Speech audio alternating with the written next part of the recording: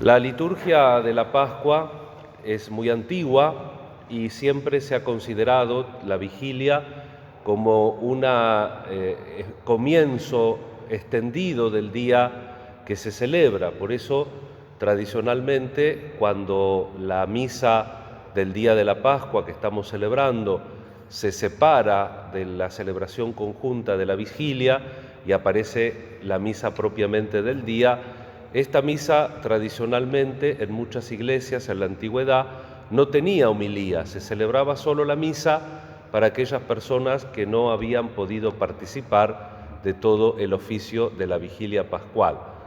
Hoy tenemos la ley de la homilía. Ayer, por ejemplo, en la vigilia pascual se permite hacer una homilía de las lecturas, de las 7 lecturas del Antiguo Testamento, no está obligada. Sin embargo, el misal, cuando llega el momento de la homilía, de la vigilia pascual, dice, se puede hacer una breve homilía, pero no omitirla. Cosa distinta, por ejemplo, al Domingo de Ramos, donde dice que se puede omitir la homilía o se puede hacer una breve homilía. La Pascua requiere de una predicación, pero tradicionalmente los que participaron de la vigilia pascual ya están, además por la palabra de Dios principalmente y sobre todo por la acción litúrgica, también están catequizados por los signos y por la abundante lectura de la palabra de Dios, para que nosotros unamos de alguna manera esta celebración con la vigilia pascual que todo el mundo ayer de una manera particular por las circunstancias históricas que estamos viviendo ha celebrado. Quisiera detenerme en un pasaje de la epístola que hemos escuchado ayer, de la carta a los Romanos, en el capítulo 6, donde San Pablo hace un resumen teológico del significado de la muerte, y así todos los que morimos en Adán tenemos la vida en Cristo Jesús, porque en el capítulo 6 lo que de alguna manera comanda todo el capítulo es la idea del versículo 23, stipendia peccati mors, la muerte es pago, es estipendio del pecado. Y esto quiere decir dos cosas, quiere decir lo que se nos ha dicho en la segunda lectura que hemos escuchado hoy, que nosotros estamos muertos, estamos ocultos con Cristo en Dios, y que cuando se manifieste la plena vida de Cristo, también se manifestará nuestra plena vida. Quiere decir que la muerte de los hombres es estipendio, es pago por el pecado, pero la muerte de Cristo es el inicio de nuestra auténtica vida, de esa vida que nos promete Dios y que no se acaba con la caducidad de la biología. Por eso, si nosotros analizamos los textos de la resurrección de Jesús, el texto griego utiliza un verbo que podríamos traducir cuidadosamente por Jesús se deja ver. ¿Por qué? Y esto es muy correcto que lo entendamos y lo pensemos así, porque la resurrección de Jesús es mucho más importante en su ser, en su hecho real, que las apariciones. A veces la gente lee las apariciones de los evangelios y ya se queda con eso. Y eso es muy poco de la resurrección de Jesús. Eso es un reflejo de la resurrección.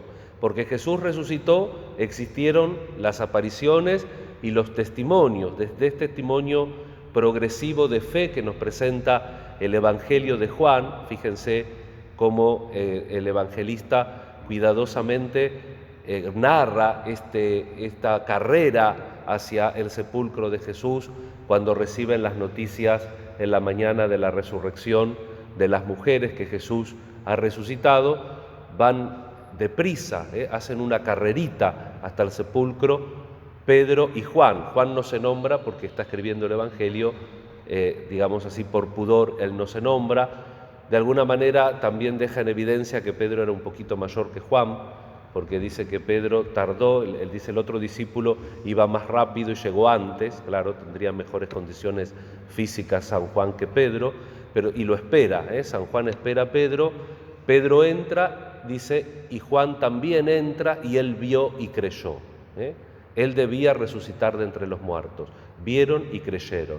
Y después lo ven a Jesús, se encuentran con Jesús, hacen experiencia del resucitado, de esa resurrección que ocurre en el misterio de la Santísima Trinidad y que toca también la humanidad, porque la segunda persona de la Santísima Trinidad se hace verdaderamente hombre. Y ese verdadero hombre, al sacrificarse, abre una brecha, esa herida de Dios, ese costado herido del Salvador. En él los padres ven el pasadizo, así como el lugar donde otra vez la vida fluye en la creación de Dios. Por eso la Pascua es el día nuevo, por eso siempre en la Pascua rezamos el Salmo, Hic die qui fecit Dominum jubilemus el de Temurinea. Este es el día que hizo el Señor, alegrémonos y regocijémonos en él. Es el día nuevo de la nueva creación de la Pascua. Y entonces vamos a pedir al Señor que nos haga entender también el misterio de la caducidad y el misterio de la muerte desde la óptica y desde la luz de la Pascua. Ayer en la homilía me salí de lo que había escrito y hice una catequesis sobre los virus, que los virus por algo están. La liturgia de la vigilia pascual, las lecturas, comienzan con el Génesis, con la creación de todo. En ese momento no había un conocimiento del mundo. Ustedes piensen que en una bacteria puede haber montones de virus, en una bacteria que tampoco la vemos. Así que imagínense lo que es el mundo de los virus. 100.000 millones de virus, no se sabe. Hay un mundo invisible impresionante.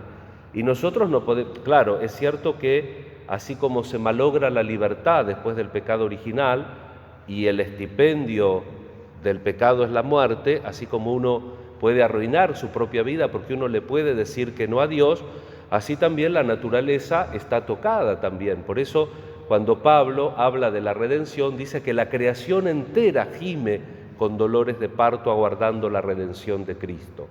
Todo necesita redención, también la naturaleza, pero no todos los virus son malos, porque gracias a los virus se producen las mutaciones genéticas que necesitamos. Hay estudios que dicen, por ejemplo, que la placenta de los mamíferos superiores comenzó a existir precisamente por los virus.